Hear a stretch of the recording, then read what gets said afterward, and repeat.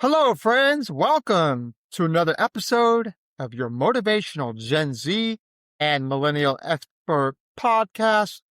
I am your host. My name is Dr. Jason Wiggins, and we will be talking about the leadership blueprint, career growth, motivation, and workplace success for Gen Z and Millennials. Well, welcome. I'm glad to have everybody here. I want to start with something that might sound uncomfortable at first. And I don't mean that in a dismissive way. I don't mean your problems aren't real. What I mean is something more precise. A lot of people today are financially stable, but emotional, unstable when it comes about money. And the distinction changes everything because being broke is a financial condition, but feeling broke is a psychological condition. And those two things don't always match. You can have a lot of different types of variations of income, from gig income to full-time work, but you can be functioning completely normally and still feel like you are behind in life. Who doesn't feel like that sometimes, right?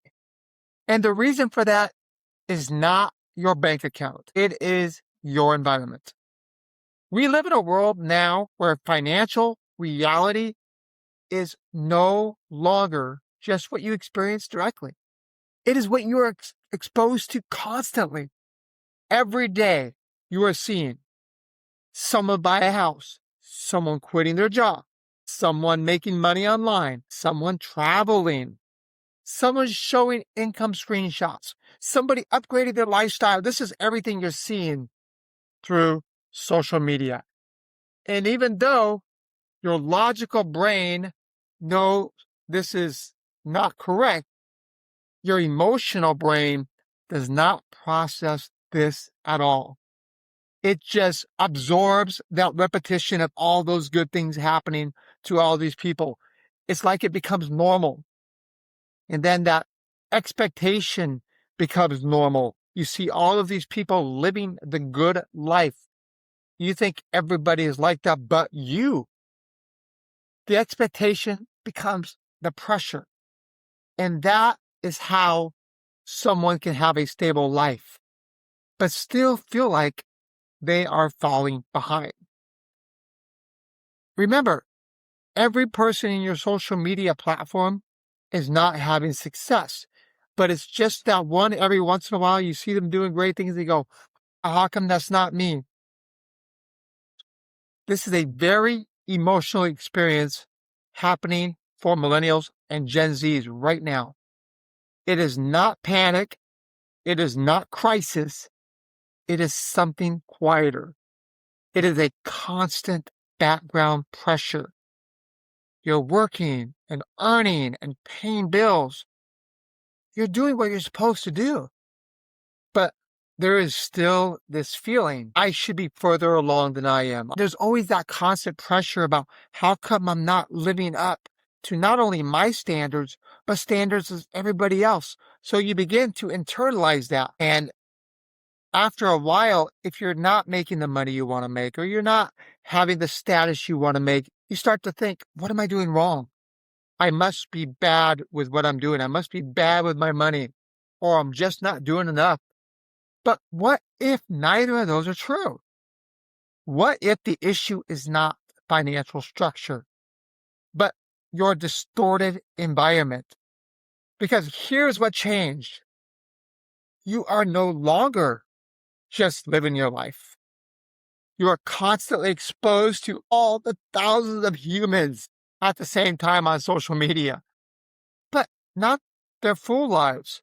You're only seeing fragments, the highlighted, the moments of success. And your brain does something very important here. It does not label that this is not real for everyone. It only talks about the key points. So over time, what you think is normal life begins to shift, knowing that everybody's doing great things. Everybody's financially successful. Everybody's going on trips. But that's not real. That's not exactly how it is. So the pressure is not on you. It's just distorted on you about your financial success and your future. You are not thinking about money. You're just scrolling through social media and you see someone, maybe your age, maybe a little younger, similar background, and they are showing success. Maybe they're financially well off. They have a great income. Their lifestyle is about partying, having fun, or they show professional success. But all of a sudden, you start shifting and looking at yourself. Not logically. You start looking at it more emotionally. Nothing's changed in my life. But your perception of your life ultimately changes in a heartbeat. And now you feel this sudden pressure about what is going on in your life and how you're not changing it. And guess what? Nothing's changed. But here's the key part. Most people don't realize that the distortion people are feeling inside, they don't realize that they're being impacted in a way by having all those people have all the successes. And then you react to those successes of everybody, go, how come not me? So that is why we have to learn to be content about our financial success, learn about how we can continue to build financial success and momentum. And we have to ultimately make sure we feel good about ourselves. So when you feel all this financial anxiety, the first thing we should ask ourselves, did anything change in my finances? Or did something change in my perception? Because if the perception is what shifted, then money's not the problem. We have enough money. And if you don't, then we need to make and find additional ways to make money, gig money. But let's not get trapped in what I call the comparison trap. Human beings are wired to compare. This is not new. What is new is the scale that we measure ourselves by. We are no longer comparing ourselves to a small group of people around us. We are comparing ourselves to millions of different fragmented lives, not even their full lives, just those great moments. So we start looking at what is life supposed to look like? And then we start thinking, I am behind. And that's where that illusion in our mind is just that. It's an illusion. I'd like you to think about this for a second. Somebody you know posts on social media. I mean, it could be anything. A job, a business win, a personal milestone, a financial success. And suddenly, your life was fine 5 minutes ago, but it doesn't feel the same anymore after hearing about this because nothing's changed. Your reality's not changed, but you're looking at why is somebody else continuing to be more successful?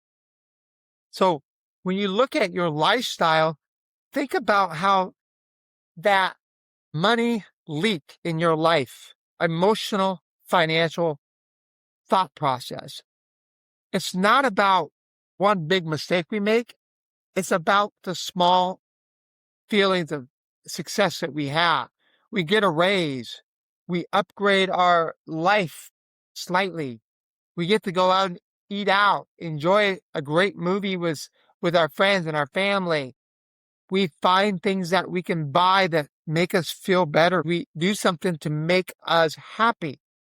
And then all of a sudden, we forget about our worries. We forget about that financial gap. Some of you might have heard about David Ramsey. He teaches a very simple principle. Live on less than you make. Live on less than you make on purpose. Because living marginally is not optional. Marginally living is stability. Without it, everything feels tighter, even when income increases. But that's the emotional trap. When people get more money, they don't feel rich. they feel relieved. And the relief leads to justification spending. I'm making more money. I need to buy a car. I need to buy a house. I need to have better clothes. I deserve this. I worked for this. I can remember working at a job I didn't necessarily like, but I was making more money than I had made. And so I remember thinking that, okay, I don't like this job, but I want to buy something that's going to help me feel better about what I'm doing. So at the time, I ended up buying a jet ski so I could go around in the water. And I made this purchase because I wanted one all my life, but I felt like I don't even like this job. So I'm going to do something just to give me reason that I can appreciate what I am doing. And that was why I purchased a jet ski. Could I afford it? Yes, maybe. But is it something I really needed? So David Ramsey really talks about how you can get over your financial disruptions by using the snowball effect. So you tackle the first smallest bill that you have. If it's a credit card bill, maybe it's a $200 bill. You pay that off, and then you start paying on another bill that's smaller. And then all of a sudden you start paying off all of these bills one after one after one until you start hitting your heavy hitters.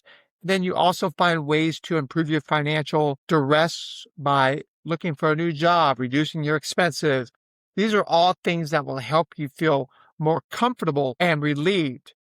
So when someone gets a raise, what do you feel like at first?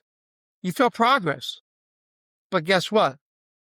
Within months, your rent increases, your spending increases, your expectation increases. Why? Because you're making more money and subconsciously you start spending more money. You start going out to eat more often. You start buying more clothes.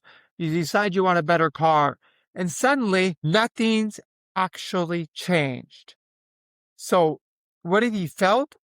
You have felt financial inflation. So what should you do? I like to call it the gap rule. When income increases for us Gen Z and millennials, don't upgrade immediately. Think about that money that you just increased by and start saving, start investing, and then you have more options. Save and invest 50% of that, and then delay any upgrades in your life for the next 90 days because time will really reveal whether something is an emotional purpose of spending or a necessary purpose of spending. People who build systems with money and people who consume income as it arrives. Now, we need to start breaking the loop. Now we need systems because awareness alone is not enough to help us save money and be financially secure within our early age. So here's what I'd like to propose. 24-hour rule. We delay impulse spending and we utilize that emotional tagging, which will basically identify feelings before we spend. Do I need this? Is this going to make me happier? After a week or two, is this going to be something that I think, I'm glad I purchased this, or am I going to have regret? Let's stop thinking about how we compare ourselves with others, as we talked about earlier. We got to stop identifying ourselves compared to those friends and those people that we try to imitate via social media. And let's have what I call a monthly reset. Let's evaluate the behavior that we have, not just the income, because money is more than just a number. It is more than math. If we have the money, let's put it where we can put it to good use. Let's invest it. Let's do things that will delay upgrading our life for the next 90 days and realize, is it something that we need? Is it something that we want? Or is it something that I can do without? Think about this for a second. Two people, the same world, that have different behaviors. One builds their financial income slowly. They protect what's important around them financially. They avoid impulses and purchasing. They avoid that inflation, while the other increases spending with their income. One builds stability. The other builds financial pressure on themselves. You could be working at the same job, earning the same amount of money, but then when something happens, you have an emergency, then you're not able to get through that emergency without borrowing on your credit card, without borrowing from a friend. You might work at the same job, have the same environment, feel like you are just right up there with them when it comes to financial successes, but you're completely separate. You're completely different. And that's why you have to build systems. I can say when I was in my younger years, I really struggled financially. Even going into my mid-30s, I had no sort of savings. Everything that came in, I spent. I was almost at the point where I was bankrupt. And this is not a good feeling.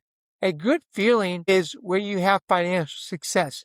It was interesting because I went to see a financial advisor. We talked about how much debt I had, interest. When I went in to see this financial advisor, he looked at me after we talked about our financials, and he said thing that I'll never forget. He stated, "I can't help you." And that just hit me so hard, knowing that I had put so much financial stress on myself and inability to pay my bills. And so what I ended up doing at that point is I changed the way I think. I changed my environment and I built systems to help me. What did I do? First things first, I used the snowball effect that we talked about with David Ramsey. From that point on, I reduced my rent. I reduced what I was spending. I found ways to start saving. I paid off all of my small bills, paid off my vehicle, and then I started making an impact into my student debt. My income grew as I continued to move up and secure better opportunities that were more financially fruitful. And then at one point, I finally started to save money. And then I snowballed that money to good investments online, trading stocks, and I built some financial success. But I had to look back and go, look at all the mistakes that I made over time. And that's real life about admitting the mistakes you did.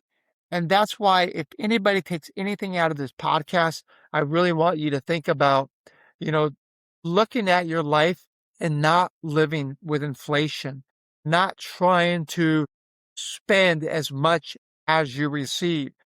First of all, take that money and reinvest once you've paid your bills.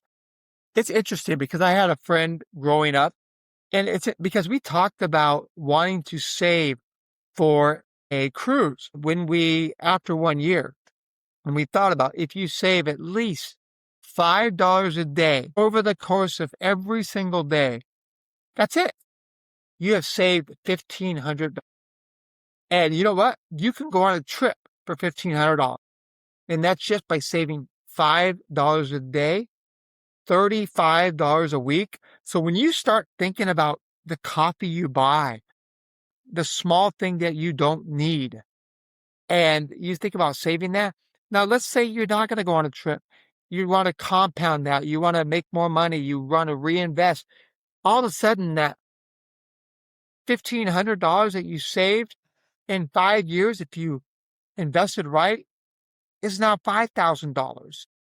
I know we've kind of dived in a little deeper to the financial part, but that is what it takes. But before you get to that point, don't make those same mistakes.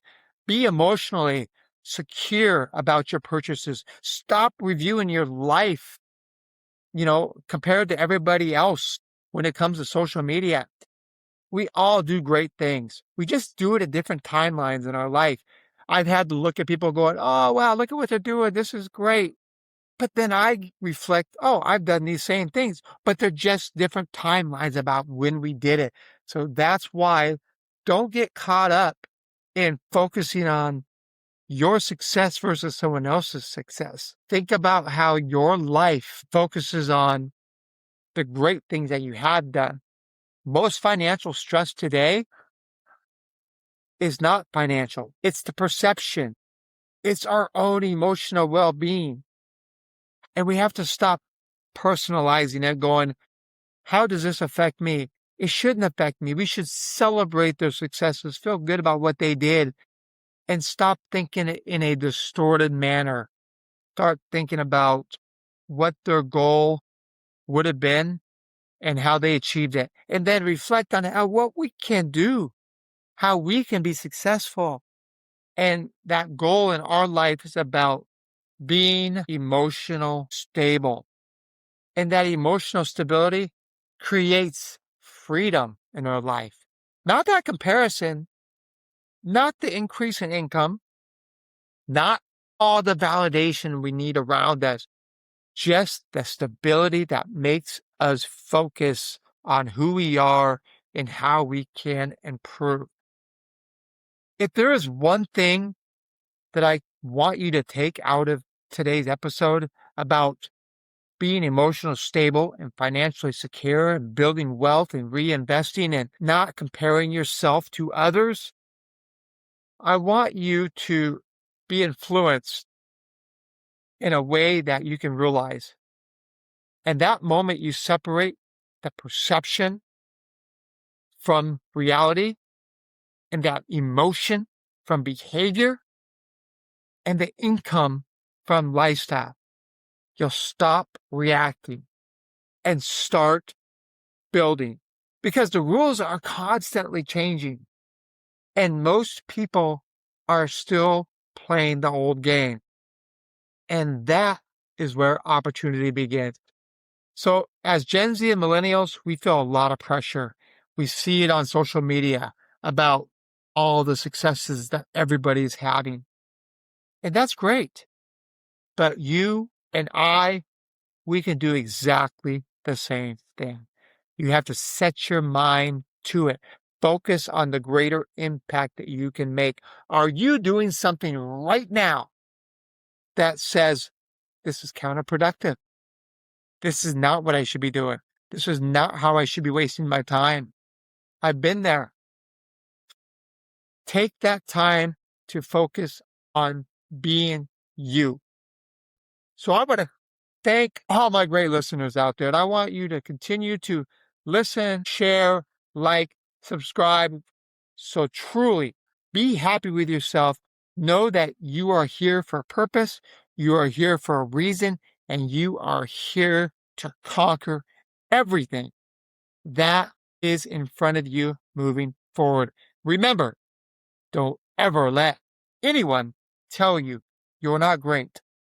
You are great. And if somebody does tell you that, you just look the other way and go, really? I'll show you. Watch this. So thank you, everyone. My name is Dr. Jason Wiggins, and I am your motivational Gen Z and millennial expert.